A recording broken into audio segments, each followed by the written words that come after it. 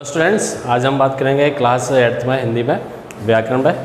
और जो हमारा टॉपिक पीछे वीडियो से चल रहा था सर्वनाम, अभी तक हमने इसके दो भेदों के बारे में पढ़ा था, पुरुषवाचक सर्वनाम और निश्चयवाचक सर्वनाम। अभी दोनों सर्वनाम में हमने देखा था कि सर्वनाम शब्द जो होते हैं हमारे व्याकरण में, हम देखें कि हमारे काव्यों के लिए कितना महत्वपूर्ण होता है कि हमने जो हमारे संज्ञा शब्द होते हैं उनके स्थान पर हम सार्वनामिक शब्दों का प्रयोग करते हैं। तो हमने अभी तक जो पढ़े हैं दो भेदों के बारे में पढ़ा था, जिसका एक का नाम था पुरुषवाचक सर्वनाम, दूसरा था निश्चयवाचक सर्वनाम। आज हम बात करेंगे अनिश्चयवाचक सर्वनाम के बारे में। तो आइए पहले इसकी परिभाषा जानते हैं।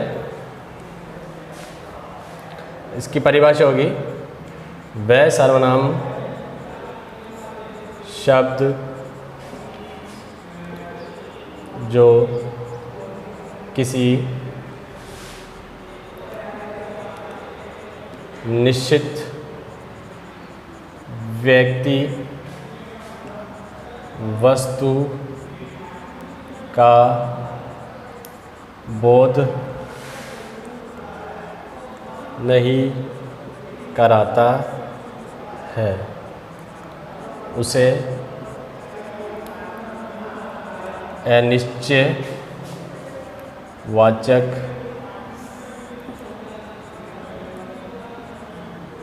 सर्वनाम कहते हैं। ठीक है, निश्चय अनिश्चय में क्या होता है कि दोनों में अंतर आता है नहीं का। ठीक है, जैसे हमने पिछले वीडियो में पढ़ा था निश्चय सर्वनाम, जिसमें क्या होता है किसी व्यक्ति वस्तु घटना का क्या कराता है, निश्चित बोध कराया जाता है। और यहाँ हम देख रहे हैं कि वह सर्वनाम शब्द जो किसी निश्चित व्यक्ति वस्तु का बोध नहीं कराता है, क्या नहीं करता है, बोध नहीं कराता है, उसे अनिश्चयवाचक सर्वनाम कहते हैं। यानी जिस व्यक्ति वस्तु के बारे में हमें पता नहीं होता है तो उसके लिए अनिश्चयवाचक जो सर्वनाम शब्द होते हैं उसका प्रयोग करते हैं। जैसे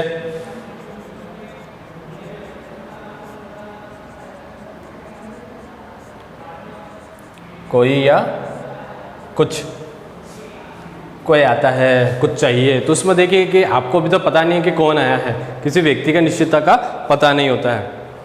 जैसे इसमें लेते हैं कि अगर वाक्य में प्रयोग होता है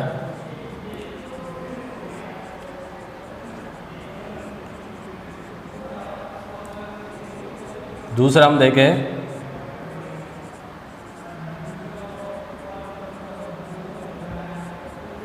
ठीक है, तो हम जैसे वाक्यों में इसका प्रयोग करते हैं सार्वनामिक शब्दों का, तो उसमें देखिए जैसे हमें अनिश्चितता का बोध होता है। जैसे मान लीजिए आपके घर पे कोई आता है, बेल बजाता है, बेल बजने के बाद क्या देखते हैं कि हमें पता नहीं कि कौन आया, तो हम क्या करते हैं कि भाई बाहर देखो कौन आया है। अभी हमारा निश्चित नहीं कि कौन व्यक्ति आया है। जब वह व्यक्ति परिचित होता है तो वहाँ पर निश्चितता का बोध हो जाता है। तुम्हें कुछ चाहिए, अगर हम बात करते हैं, कई बार होता है मैं कुछ ढूंढ रहा हूँ, कुछ में हो सकता है, कुछ भी चीज़ हो सकती है, कुछ के लिए वहाँ पे आता है तो वह अनिश्चितता का बोध कराते हैं। आगे देखें अगले इसके सर्वनाम के भेद में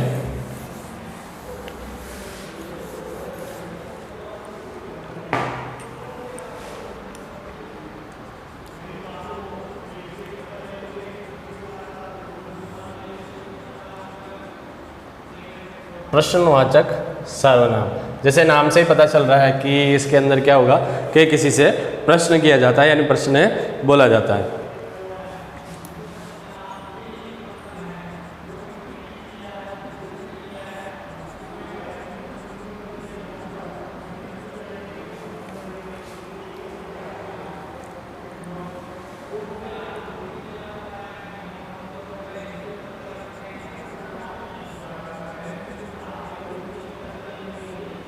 वे सर्वनाम शब्द जिनका प्रयोग प्रश्न पूछने के लिए किया जाता है।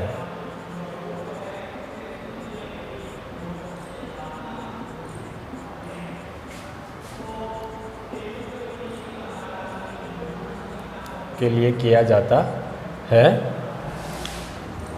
उन्हें क्या कहते हैं, प्रश्नवाचक सर्वनाम कहते हैं।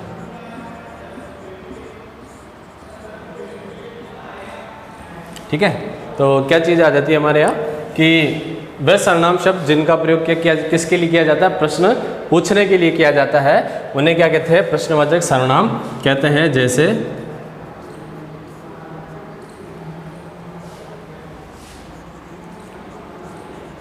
क्या बात हो गई?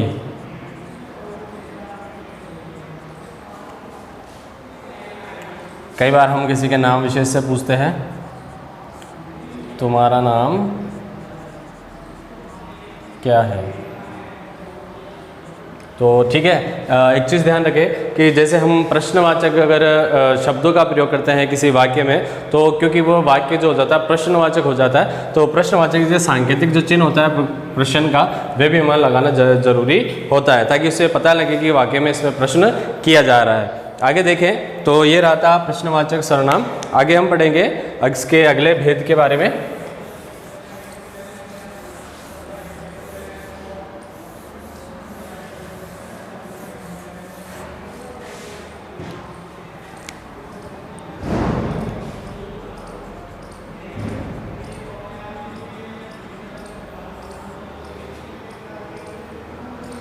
संबंधवाचक सर्वनाम।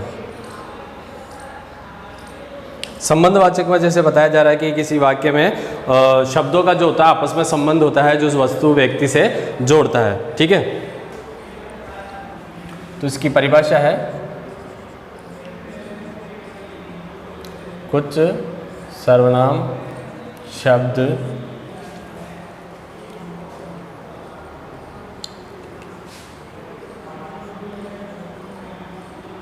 प्रधान उपवाक्य के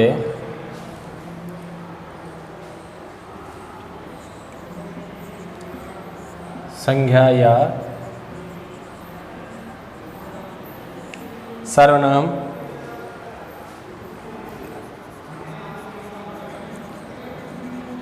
का संबंध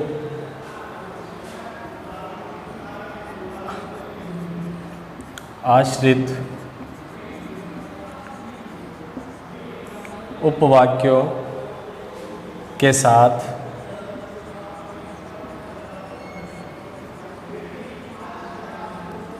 जोड़ते हैं, उन्हें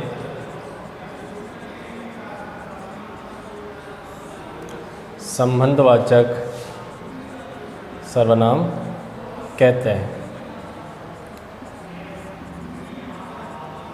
ठीक है, तो इसमें थोड़ा समझने का प्रयास किए संबंधवाचक में किस तरह के शब्दों को जोड़ा जाता है कि कुछ सर्वनाम शब्द प्रधान उपवाक्य के संज्ञा या सर्वनाम का संबंध किससे जोड़ते हैं? आश्रित उपवाक्यों के साथ जोड़ते हैं, उन्हें क्या कहा जाता है? उन्हें संबंधवाचक सर्वनाम कहा जाता है। तो देखिए जैसे कई सारे वाक्य होते हैं, उसमें दो जो आश्रित उपवाक्य होते हैं और जो प्रधान उपवाक्य होते हैं, क्योंकि कई बार एक वाक्य होता है, कई बार सीधा नहीं होता है, उसमें दो वाक्यों को आपस में जोड़ा जाता है, जिसमें एक तो प्रधान वाक्य होता है और दूसरा उस पर आश्रित वाक्य होता है। तो देखिए जैसे कि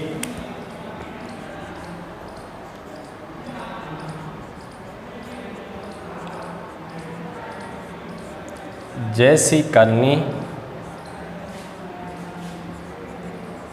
वैसी भरनी, दो तरह से जो करेगा वैसा पाएगा। दूसरा है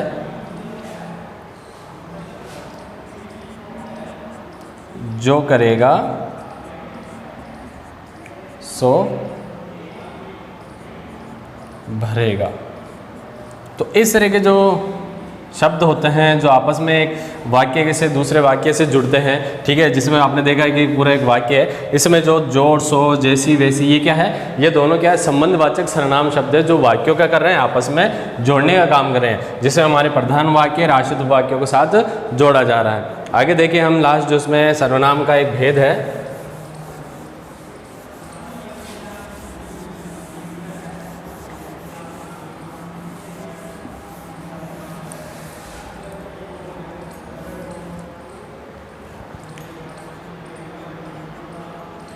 निजवाचक सर्वनाम। ठीक है, इसको समझने से पहले देखिए कि हमने जो पहला इसका भेद किया था पुरुषवाचक सर्वनाम, इसमें देखिए हमने 3 जो पुरुषवाचक के भेद देखे थे, जिसमें उत्तम पुरुष, मध्यम पुरुष और अन्य पुरुष देखे थे। तो उसमें हमने वाक्यों को 3 तरीकों से 3 आधार में भेद किया जाता है। जैसा पहला देखा गया था कि जिसमें एक वक्ता होता है यानी कहने वाला, जिसमें मैं से स्टार्ट होता है कि वह मैं जो कार्य कर रहा हूँ। दूसरा जो था वो जो श्रोता होता है यानी जो मध्यम पुरुष होता है कि उसके लिए कहा जाता है तुम या आप। तीसरा जो था अन्य पुरुष यानी किसी अन्य के लिए कहा जाता है। तो उसी तरह से थोड़ा अलग जोड़कर यानी व्यक्ति या कुछ काम ऐसे होते हैं जो व्यक्ति अपने आप स्वयं करना चाहता है, तो ऐसे वहाँ पे जो प्रयोग किए जाते हैं वहाँ पे सार्वनाम के शब्द को क्या कहा जाता है, निजवाचक सर्वनाम कहा जाता है। परिभाषा देखिए,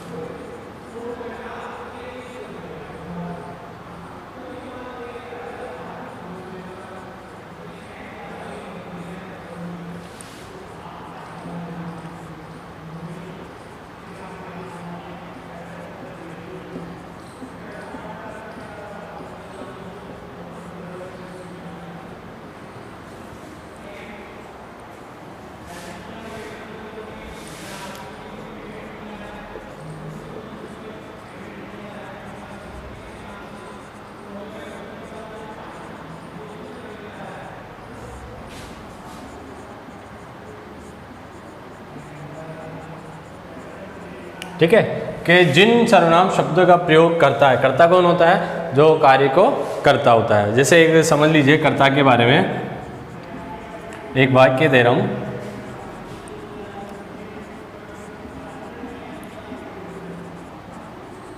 ठीक है। तो इसमें देखिए जैसे अगर हम हमारे व्याकरण के अनुसार देखें कि एक वाक्य होता है उसमें जो अलग अलग शब्द होते हैं वो क्या चीज़ होती है। तो देखिए जैसे इसमें रमेश है, ठीक है ना, तो ये क्या है, भी ये करता है, ठीक है। क्रिया क्या हो रही है, जाने की, तो कर्म क्या आ गया, बाजार, ठीक है। तो आगे देखें इसमें, तो करता यानी जो कार्य को करता है। तो यहाँ पे भी जो हमने बात करी है हमारे सर्वनाम के लिए कि जिन सर्वनाम शब्दों का प्रयोग कर्ता स्वयं के लिए करता है उसे क्या कहा जाए, निजवाचक सर्वनाम कहते हैं। जैसे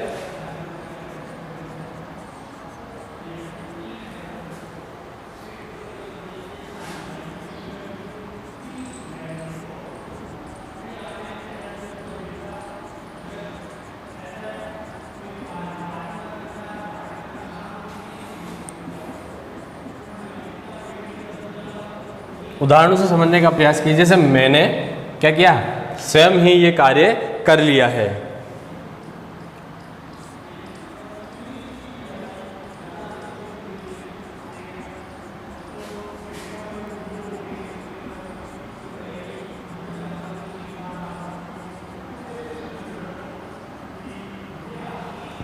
ये कार्य मैं अपने आप क्या कर दूंगा, और इसमें देखिए जैसे स्वयं आया था कि मैंने स्वयं ही ये कार्य कर लिया है, ये कार्य मैं अपने आप कर सकता हूँ। कभी कहा जाता है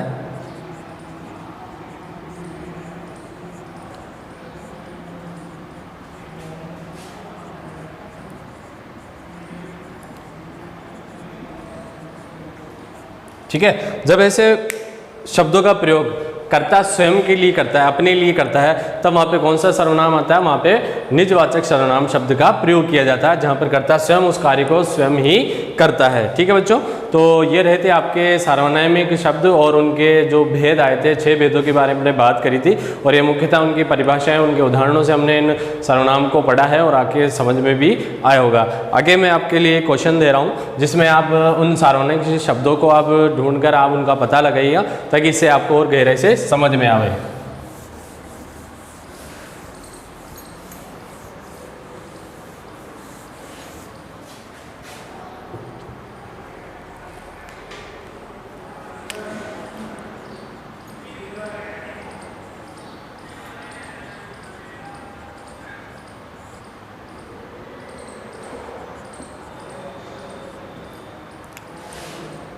ठीक है बच्चों, तो इसमें है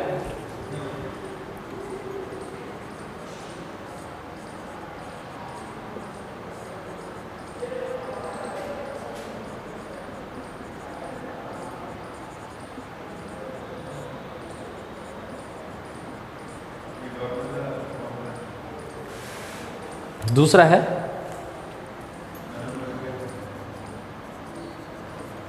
अपने आप ये काम सीख लूँगा। तीसरा प्रश्न है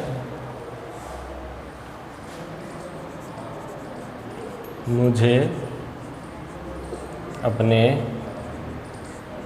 गांव जाना है।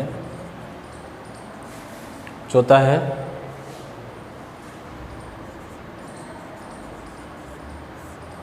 उसकी माताजी बीमार है। और लास्ट पांचवा है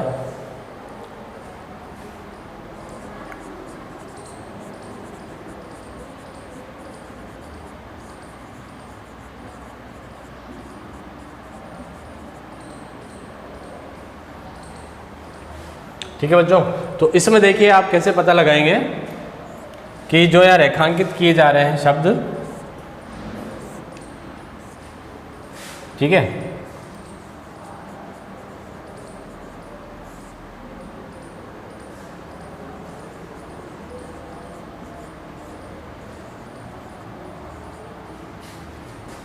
रेखांकित शब्दों के सर्वनाम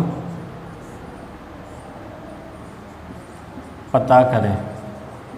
ठीक है, ये आप अपने आप स्वयं स्तर पे कर सकते हैं कि जैसा पहला प्रश्न है कि शायद कमरे में कोई छिपा हुआ है, तो कोई शब्द जो होता है वो कौन से सर्वनाम को दर्शाता है।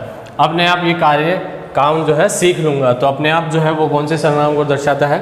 इसी तरह तीसरे प्रश्न में मुझे अपने गांव जाना है, अपना जो शब्द होता है वो कौन से सर्वनाम को दर्शाता है। इसी तरह देखिए प्रश्न नंबर 4 उसकी माताजी बीमार है, तो उसकी जो शब्द है वह किस सर्वनाम को दर्शाता है। और लास्ट है आज आप क्या कर रहे हैं। ठीक है, अभी अपने समझा था तो ज़रूर आपको पकड़ में आ गया होगा जो क्या शब्द है वह किस सर्वनाम को दर्शाता है। तो आपको समझ में आया होगा और अच्छे से पढ़ते रहिए।